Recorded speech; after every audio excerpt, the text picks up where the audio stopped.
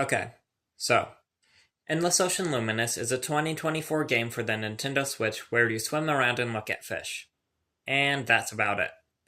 Its main gimmick is This unexplored region changes with each dive, offering new things to discover. which is fancy marketing talk for procedurally generated maps. That means each map is generated by the computer. Except, it's not actually random. It just appears random. Instead, maps are generated using procedures, which means it follows certain rules, and I want to know what those rules are. But I haven't seen any mention of that online, and if you look closely, this game is a lot less random than it looks at first glance. Not even that closely. A lot of things seem pretty obvious, especially when you write things down. So here is my take on how Endless Ocean Luminous works. This video is part 1 of either 2 or 3. Part 1 will cover terrain generation, the mystery board, and UMLs. Part 2 will cover creature locations, and salvage items will be in either part 2 or part 3, depending on how big part 2 gets. Okay, now, this is the first map I ever played. I remember swimming around for the first time exploring different areas. Everything felt fluid enough, like there's a shipwreck over here, and here's a kelp area, and a coral reef area, and a giant wall that goes on for a really long time, and over here we have two Thanatos right next to each other. And then I looked at the completed map for the first time, and I said, oh, it's all tile-based. And that instantly shattered any illusion of fluidity. You can clearly see there are two different types of tiles, ones that have terrain on them, and ones that don't. The areas with terrain always form 2x2 squares, except there's always one larger one per map. And now we hit our first roadblock, because I'm not really sure what to call these. One word I've seen thrown around online is biome, and usually it refers to this list in the game. The problem is that these are all way too broad, like kelp. That could refer to any of these, and these are all very different.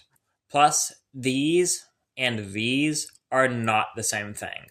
And for these, I really don't like the word biome. Because when I hear biome, I think Minecraft biome.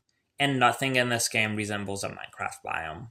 Also, I'm pretty sure this list is going to come back in part 2, and I want to save the word biomes for that. Instead, I propose calling these structures. Sticking with the Minecraft analogy, structures are the things you find in the world. Because each structure always generates with the exact same terrain, like how each desert temple always generates with the exact same blocks, and each shipwreck is the exact same boat, except sometimes they rotate it or cut off part of it. And in Luminous, each structure shape also has multiple versions that are decorated differently. I call these versions. It's kind of like how in Minecraft you have bastions, which can be one of 4 types, but each type follows a certain template each time it spawns. And then you have villages, which could be another analogy for a Luminous map. Each village is made up of randomly generated buildings, but each building looks the same from village to village. Then the layout, loot, and villagers are all random but follow certain rules.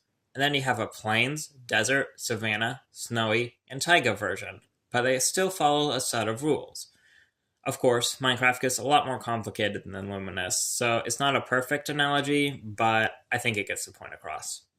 Now that we've gotten basic terminology out of the way, why does any of this matter? You see, this is the mystery board. It's a list of 99 objectives, and completing all of them is basically the entire plot of the game. And nearly every single one of them is tied to a specific structure. There are 8 different types of objectives. First, there's one for scanning each UML, plus ones for scanning 1 and 3 variants. I'll have a lot more info on UMLs later on. Next we have coins. These are pretty simple. You find the coin and pick it up like any other salvage item. There's 1 coin per structure, and it will always spawn in the same place. Usually it's somewhere prominent, so it feels placed and not random. For example, the beast coin is tied to the hole, and it will always appear right here on this rock on every hole until you pick it up. Got that? Good, because now it gets more complicated. The rest of the objectives are also tied to specific versions of each structure, and there's always exactly 1 objective per version. First we have the tablet. You inspect it and get a bit of lore. Then there's the chest, which you can open to get an item. Next is the plate, which has you swim over it with a creature that fits the description. We also have exploration objectives, which have you swim to a specific part of a structure. And I'm also going to include as a separate category the hidden room objectives, which basically function the same as exploration, except each of the 5 large structures has one in addition to the 1 objective per structure version rule, and these are always in, you guessed it, a hidden room. And finally, we have the bottle treasures, which are 2-part objectives. First, you need to find a message in a bottle, one of which is tied to each shipwreck. Finding the bottle then spawns the chest with the actual treasure, which you can pick up. Some of them are tied to specific versions, and others are just tied to the structure. So now we're almost ready to go over the list of structures. Does this mean I get Go over the list of structures. now? No, you can't Go over the list of structures. without understanding. A few more general notes. This video is based on the regular maps in solo dives and shared dives. Event dives have their own rules and gimmicks, so some things may not apply to them. Whenever I say something that doesn't apply to event dives, I'll put this symbol in the corner of the screen. Each map will have 8 to 12 small structures plus 1 large structure. As far as I can tell, the odds of getting any specific amount are about even, and my average has stayed pretty close to 10, so I don't think there's any kind of bias towards any number in that range. Then there are 6 possible seafloor depths: 10, 15, 20, 30, 40, and 50 units. And we can group structures based on which depths they can spawn on. Okay, now it's time to list all the structures. Here's how it's gonna work. I'll show you the map of each structure and the name I made up for it and all its versions. Then I'll go through each version and show you where the mystery board objective is. I will also plot that on the map here using these shapes for different objective types. And even though a quick Google search will give you several resources to quickly find a map and coordinates for every single item in the game, I'm still gonna show you a map ID with coordinates for each objective. So this is your spoiler warning for pretty much the rest of the video. First, here are the structures that spawn at depths of 10 and 15. The hole, which is a giant hole in the ground. There are only 2 hole versions, and you can tell which one you're on by the coral lining the rim. First is the spiky coral version, which has spiky coral. The other is the rocky coral version, which has smaller corals with more exposed rock. Note that there is 1 rock on the spiky coral version that also has rocky coral. The spiky coral version has a chest containing a cruiser model which can be found at a depth of 40. The rocky coral version has a tablet which can be found at a depth of 80 across from where the small hole meets the big one. The coin for the hole is the beast coin, which can be found on this rock here. The arch reef, named for this set of rocks that forms kind of an arch shape. This one has 4 different versions: table coral, spiky coral, shipwreck, and the micro atoll. Micro atoll is our first exploration objective. Just swimming into the center of the area will be enough for the mystery board. The table coral version has a chest containing an old underwater camera which can be found off to the side right here. The spiky coral version has all these rays swimming overhead and has a tablet in the corner right here. Finally, we have our first shipwreck. The bottle here is Legend of the Sea God. Picking up the bottle will spawn the chest in any crater with a cave.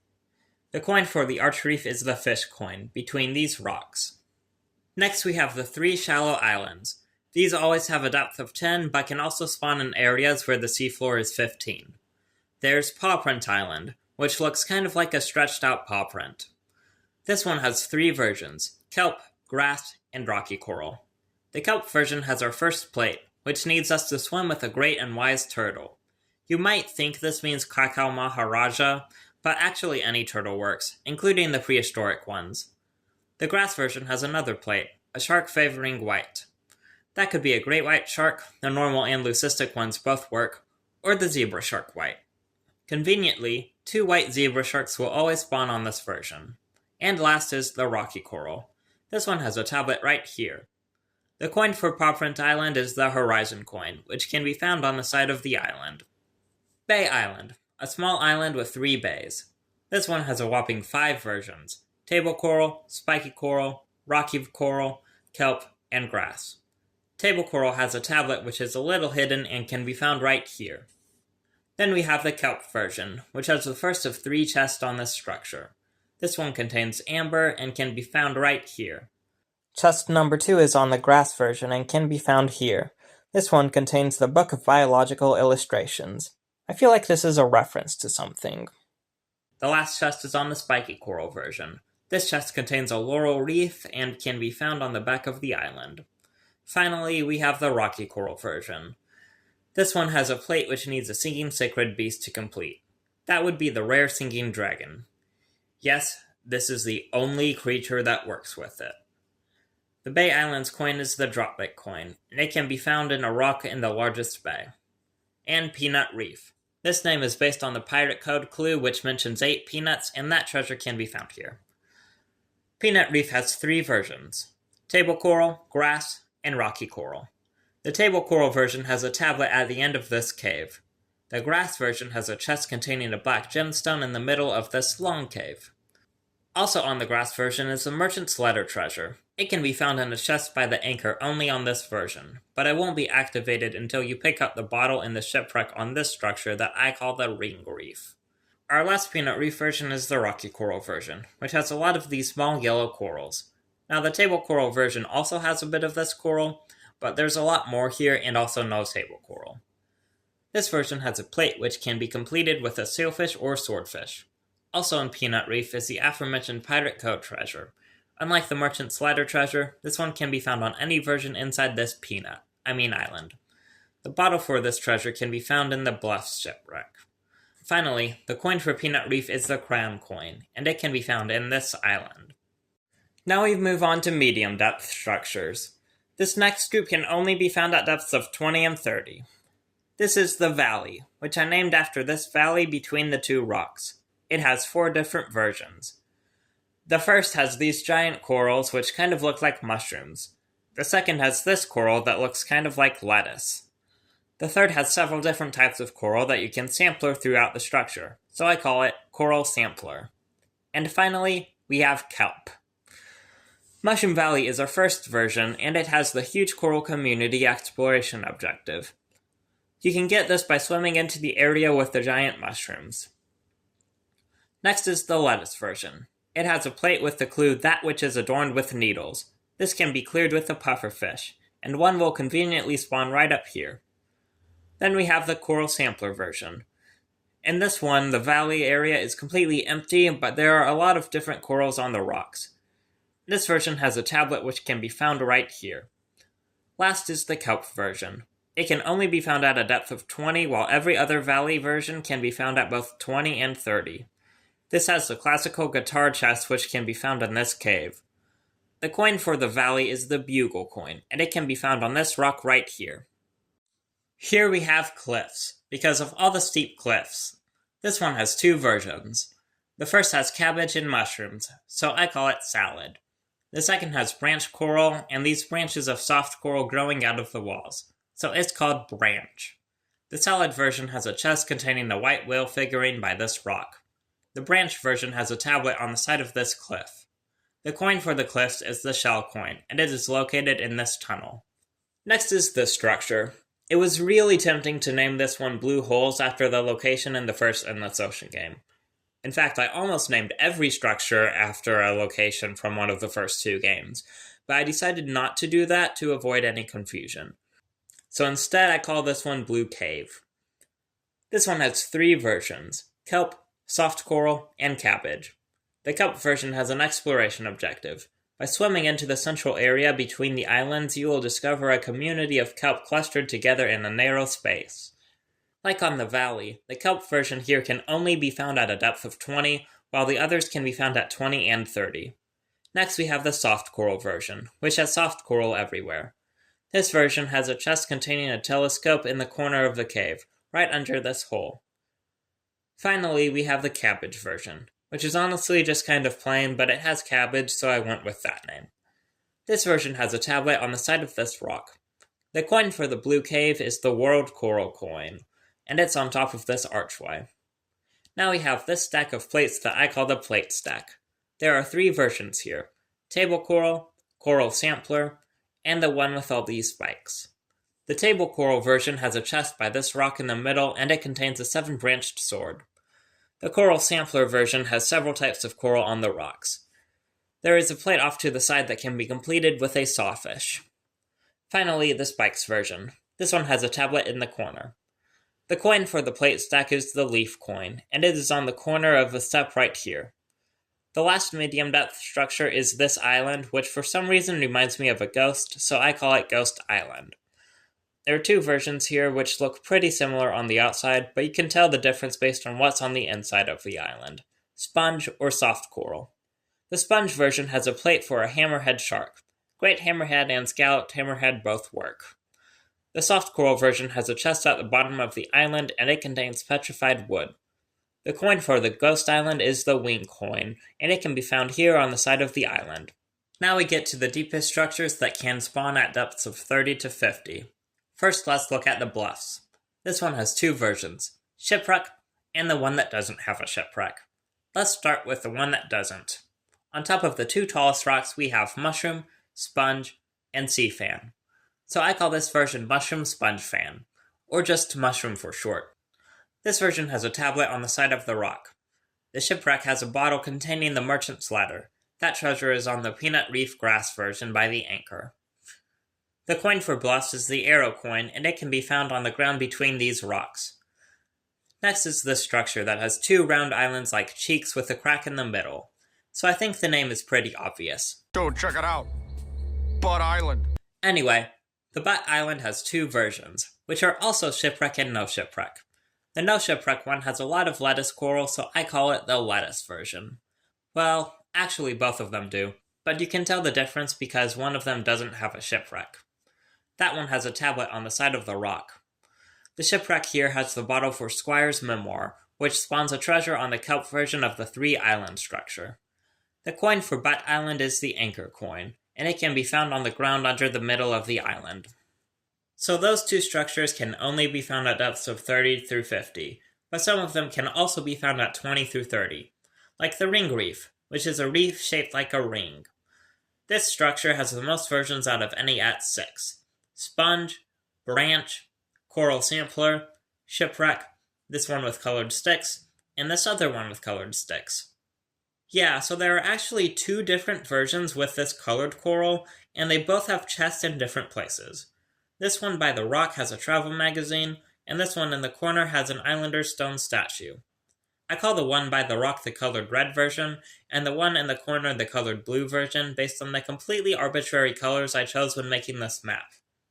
The sponge version has a plate with a clue, that which lives in this expanse. Seemingly anything works for it, so you can just use the leopard whip ray that's right there, or any of the small fish around. The branch version has a tablet on the ground here. Next is the coral sampler version. It has a lot of the same corals as the branch version, except none of the branch coral. The coral sampler one has a chest in the corner of the mostly empty quadrant. Our last ring reef version is the shipwreck. The bottle here is the pirate code, which unlocks a treasure in Peanut Reef. Also in the shipwreck is the treasure for someone's birthday note, which can be found in a chest inside the ship. The bottle for this can be found on our next structure, the lake. But first, the coin for the ring reef is the dragon coin, and it's on this small rock right here. Also, the sponge, branch, and coral sampler versions only spawn at depths of 20 and 30, while the shipwreck and both colored coral versions can be found at 30 through 50. Now the lake. This structure has a large rock formation and a large pool which I refer to as the lake. There are 4 versions here named after what can be found inside the lake: shipwreck, lettuce, sticks, or just rocks, which I call the barren version. First we have the shipwreck, which seems awfully familiar. That's because it's the ship from the cruiser model. I feel like this is a reference to something. Oh well. The bottle here is someone's birthday note, which spawns the treasure on the ring reef shipwreck. The lettuce version has lettuce both inside the lake and around the rock. There's a plate in the corner for a fish that dreams of the sky, which is a flying fish. The sticks version has these sticks scattered around the lake bed. This version has a tablet off to the side. Finally, the barren version just has rocks on the lake bed without much more decoration. There's a chest containing purple hand cream behind the rock. The coin for the lake is the whirlpool coin, and it can be found here. The lettuce and stick versions spawn at depths of 20 through 30, while the barren and shipwreck versions spawn at 30 through 50. Finally, 3 islands. Okay, sometimes there's more than 3, but there's 3 main ones. There's kelp, sea fan, soft coral, and barren. First, kelp has a tablet off to the side right here.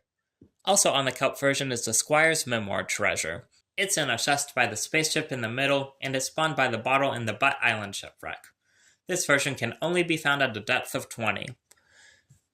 Next we have the Sea Fan version. It has a chest containing a satellite antenna on the back of the Long Island. This version can be found at depths of 20 and 30.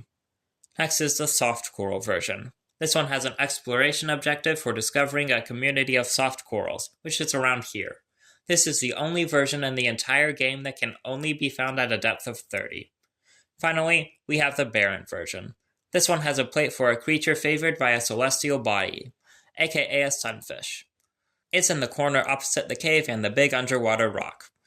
This version can be found at depths of 30 through 50, making it the only 3 Islands version that can spawn at depths of 40 and 50.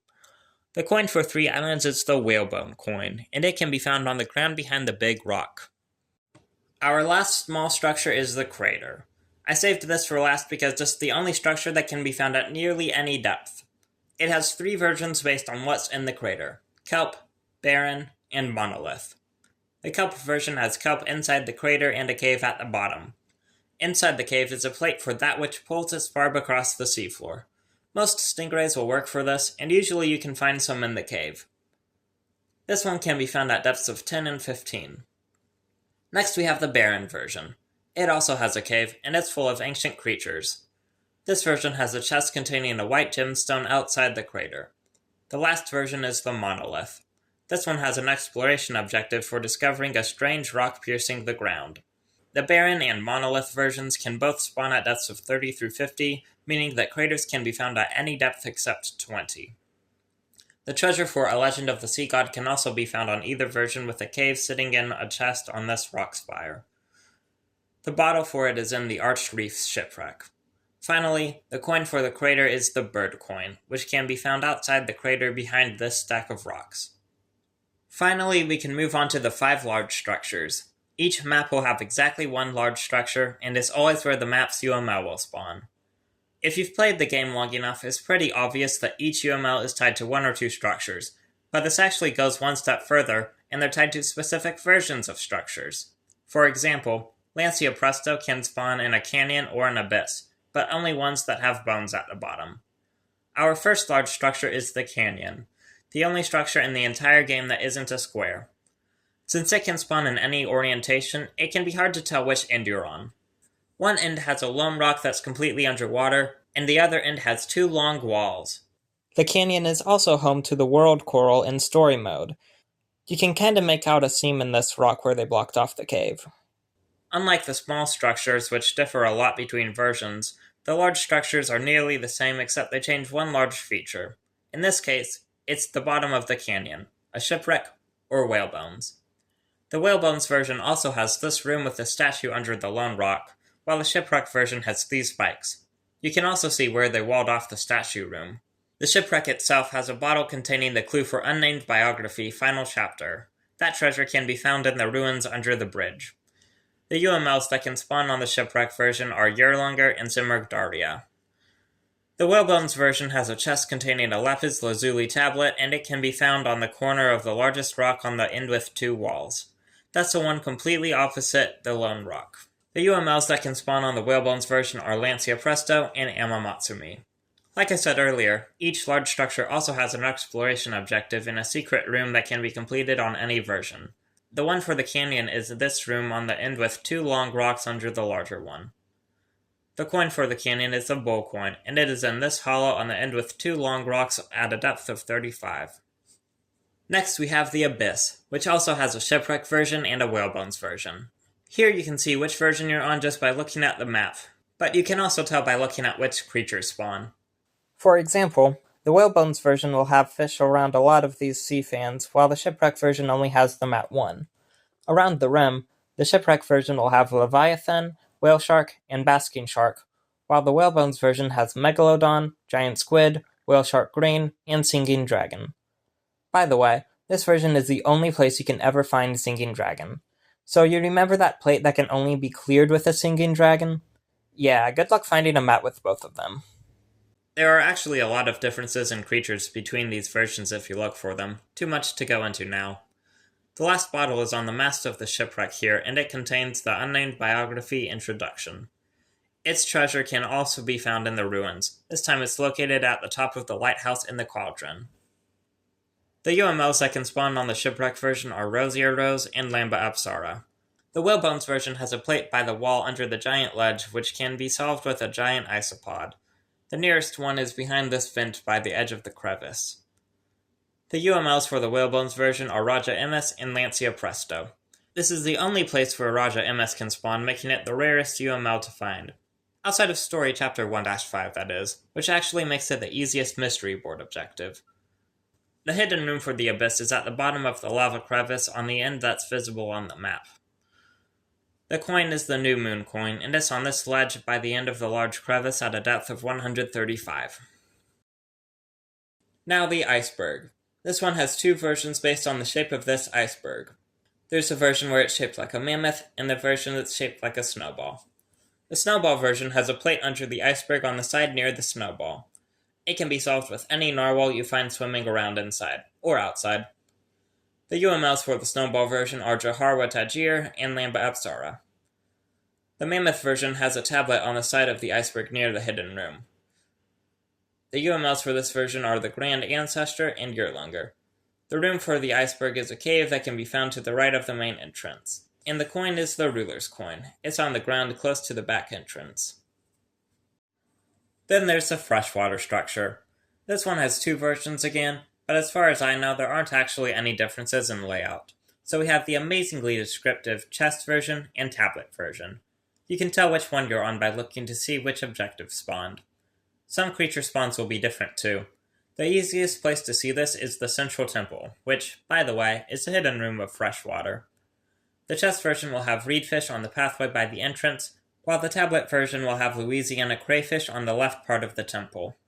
I'm sure other spawns will be different too, but I haven't looked too much into that beyond these. Anyway, the chest contains an 18-karat gold necklace, and it's at the end of the long valley by the cave entrance.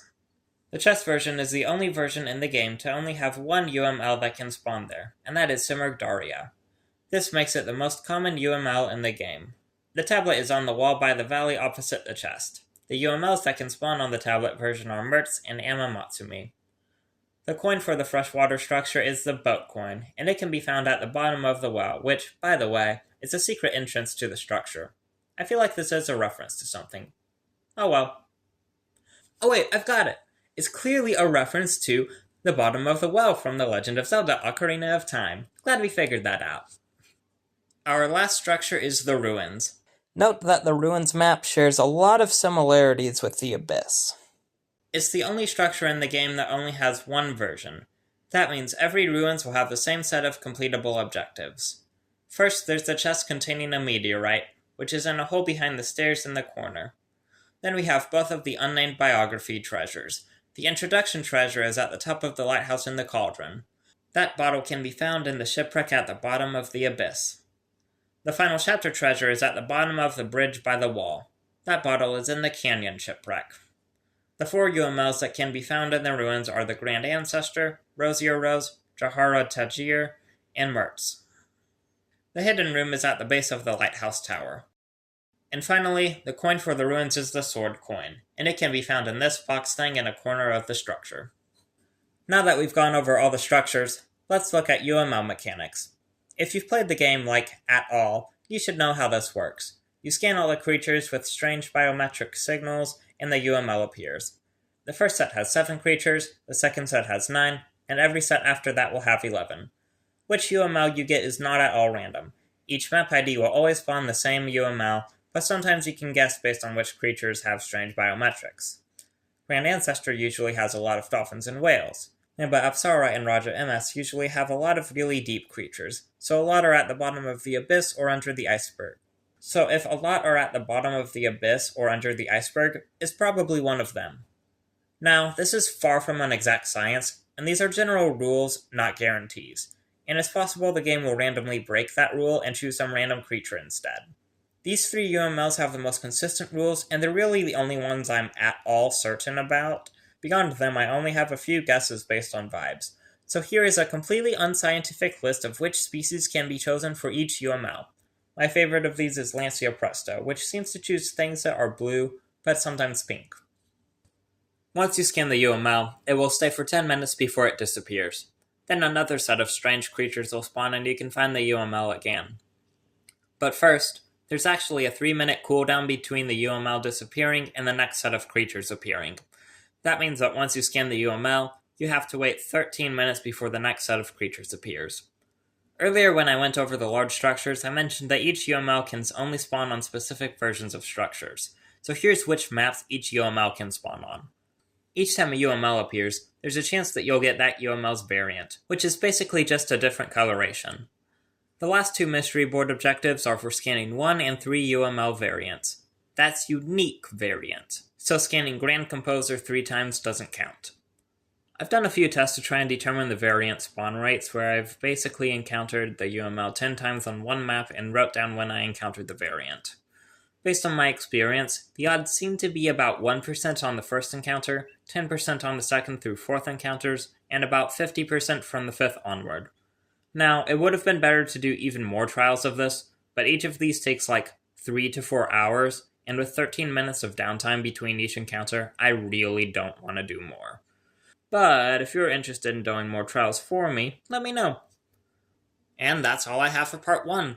I also want to look into how creatures and salvage items spawn. That'll be part 2, and maybe part 3, depending on how long part 2 gets. I haven't started researching those yet, and I wanted to get this out before this game gets even less relevant. Plus, while researching this video, I got burnt out and had to put the game down for like 6 months because, oh wow, this game gets repetitive. And that'll probably happen again while working on part 2. But if you actually sat through all that, thanks for watching. If you have any ideas for future Endless Ocean content, let me know, although I have no idea when I'll get around to it. Bye!